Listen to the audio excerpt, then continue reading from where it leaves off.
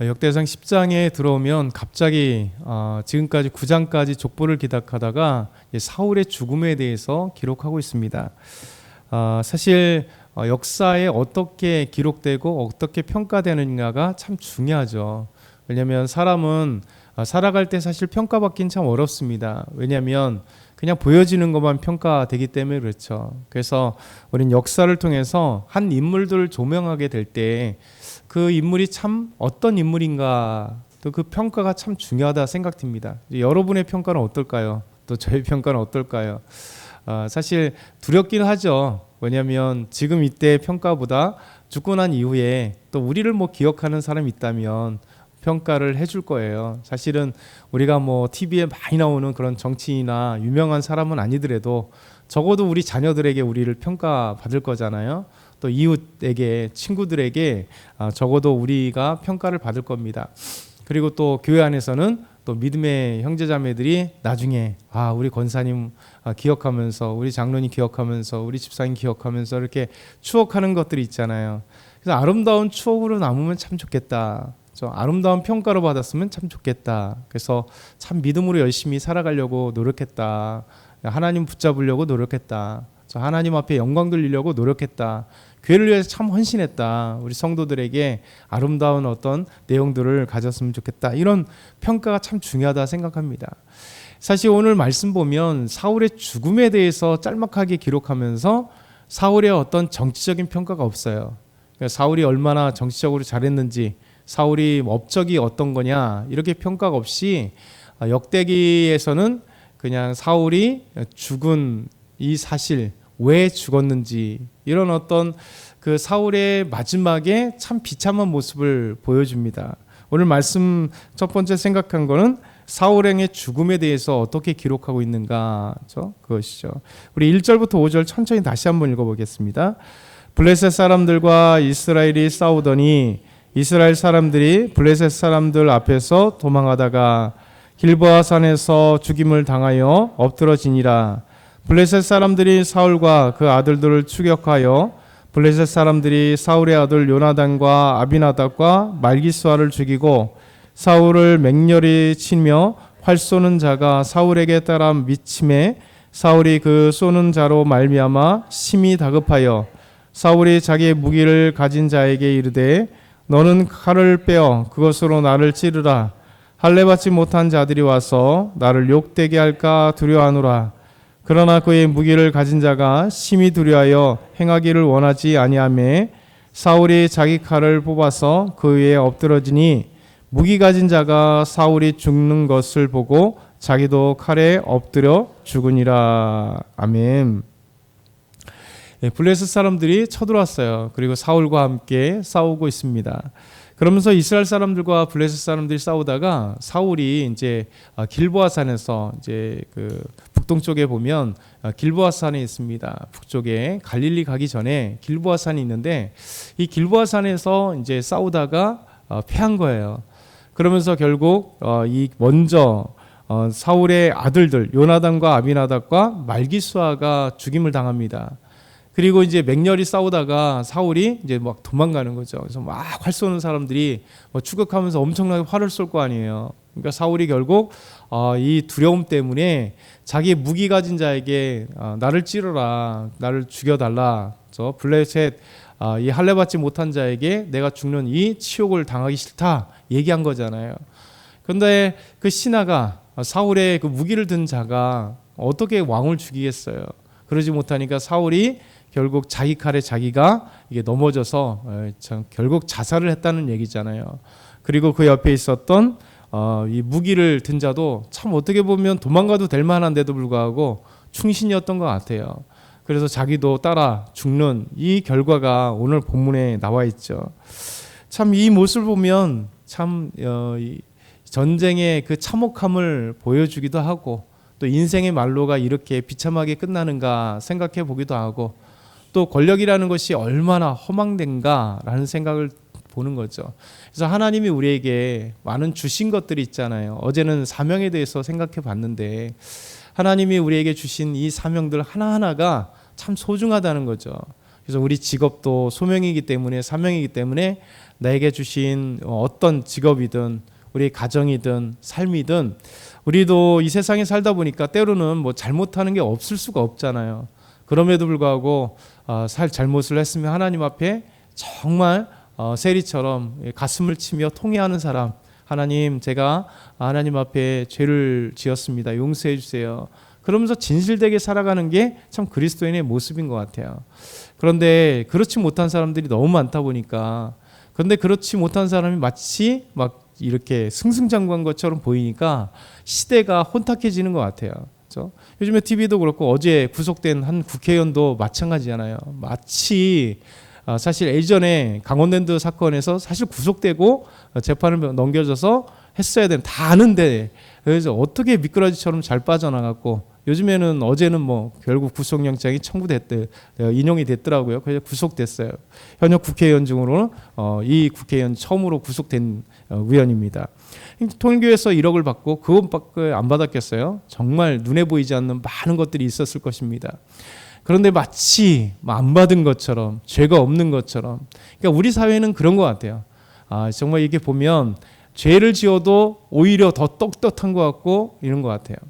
근데 결국 하나님 앞에 평가를 우리가 받아야 되고 시대의 평가를 받아야 된다는 생각이 들어요. 그래서 죄 지은 자는 정확하게 죄에 대한 대가를 받는 거에 중요하고, 그리고 이렇게 그 삶이 어떠냐의 평가는 그 마지막으로 볼 수 있는 것 같아요.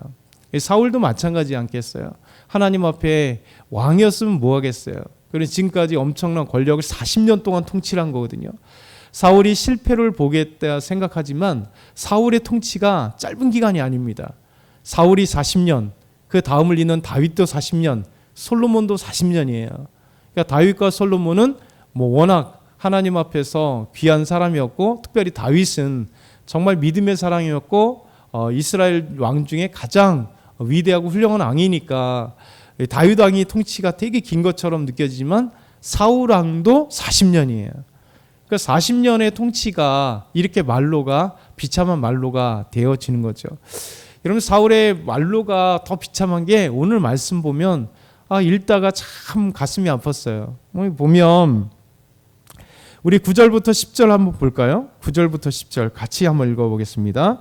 곧 사울의 옷을 벗기고 그의 머리와 갑옷을 가져다가 사람을 블레셋 땅 사방에 보내 모든 이방 신전과 북백성에게 소식을 전하고 사울의 갑옷을 그들의 신전에 두고 그의 머리를 다곤의 신전에 단지라. 그렇죠?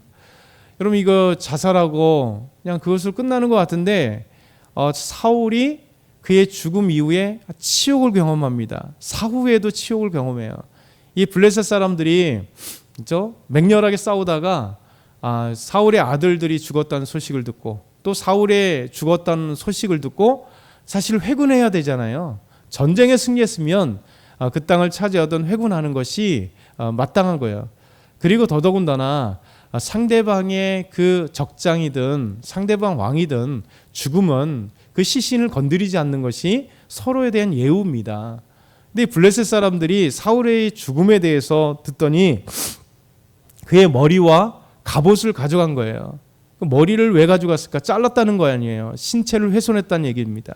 그리고 더 나가서 엄청나게 이 완전 수치를, 이스라엘에게 엄청난 수치를 던져준 게 뭐냐면, 그를 다 신전 모든 사방에 가서 이 소식을 전하고 사울의 갑옷을 그들의 신전에 두고요.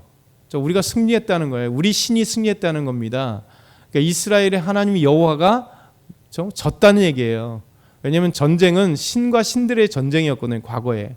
그러니까 이스라엘의 신이었던 여호와 하나님이 자기들의 신이었던 다곤 신에게 졌다는 얘기예요. 그래서 사울 왕의 갑옷을 신전에 딱 두고, 그리고 이 다곤 신전에 사울의 머리를 잘라다가 거기에 두는, 그러니까 얼마나 치욕이에요. 사울 자체는 전쟁에서 패했어요. 스스로 자결 했어요. 그리고 이 블레셋 사람들이 이 사람의 시신을 가지고 갑옷은 신전에다가, 목을 베어 가지고는 또 다곤 신전에다 매다는 이 치욕의 치욕. 또 이스라엘 입장에서는 여호와 하나님이 승리한 게 아니라 여호와 하나님이 패배하는 이런 고통을 안겨주고 두려워하게 되는 이 모습을 보게 된 것이죠. 이것이 사울의 마지막의 모습, 치욕스러운 모습, 그 평가될 때 참 고통스러운 그 역사의 평가를 사울이 뭐로 평가되느냐 하면 사울의 죽은 이유가 여호와께 범죄하였다, 이 표현이에요. 13절 14절 보면 사울이 죽은 것은 여호와께 범죄하였기 때문이라. 그렇죠? 그가 여호와의 말씀을 지키지 아니하고 또 신접한 자에게 가르치기를 청하고 여호와께 묻지 아니하였으므로 여호와께서 그를 죽이시고 그 나라를 이새의 아들 다윗에게 넘겨 주셨더라. 여러분, 전쟁에서 패한 것이 원래 뭐가 패해야 돼요? 그렇죠?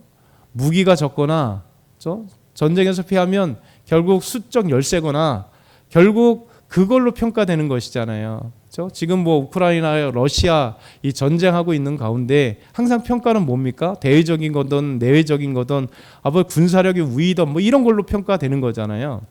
그런데 하나님의 평가는 다릅니다. 사울의 죽은 이유는 여호와께 범죄하였기 때문이다. 그 범죄가 뭐냐면 하나님께 물어야 될 것을 신접한 여인에게 물었다. 무당에게 물었다는 거예요. 그렇죠? 신접한 여인에게 물었잖아요. 그러니까 그래서 죽은 사무엘을 불러다가 얘기해달라. 이 신접한 여인이 어떻게 죽은 사무엘을 부르겠어요? 근데 어찌됐든 간에 이렇게 하나님께 묻지 아니하고 신접한 여인에게 도움을 청하고 좀 묻기를 청해서, 그리고 하나님을 떠났던 이 사울의 말로가 사실 죽은 것보다도 더, 그리고 그의 시신, 그의 목과 그의 갑옷이 다곤의 신과 그들의 이 블레셋의 신들에게 걸렸다는 것보다 더 사실 비참한 것은 여호와 하나님을 떠났다는 거예요. 그리고 이 하나님 앞에 이런 평가를 받았다는 거예요. 이런 평가를 받게 된 것, 우리가 사실은 이렇게 평가를 받지 말아야 될, 또 이 사울의 말로를 보면서 우리의 말로는 어떻게 될 것인가. 저와 여러분은 이제 칭찬받아야 되겠죠. 하나님 끝까지 믿었다, 그렇죠? 하나님 끝까지 받았다. 이 사울처럼 이런 평가를 대면 안 돼요. 마지막으로 보면 참 길르앗 야베스 사람들이 또 하나님의 은혜가 우리에게 있어요. 길르앗 야베스 사람들은요, 모두가 외면하는 그때 사울의 장례를 정성스럽게 치러줍니다. 이 길르앗 야베스 사람들이 나중에 다윗에게 칭찬을 받아요. 왕이 되고 나서 11절 12절 보면 길르앗 야베스 모든 사람이 블레셋 사람들이 사울에게 행한 모든 것을 듣고 난 다음에 용사들이 일어났습니다.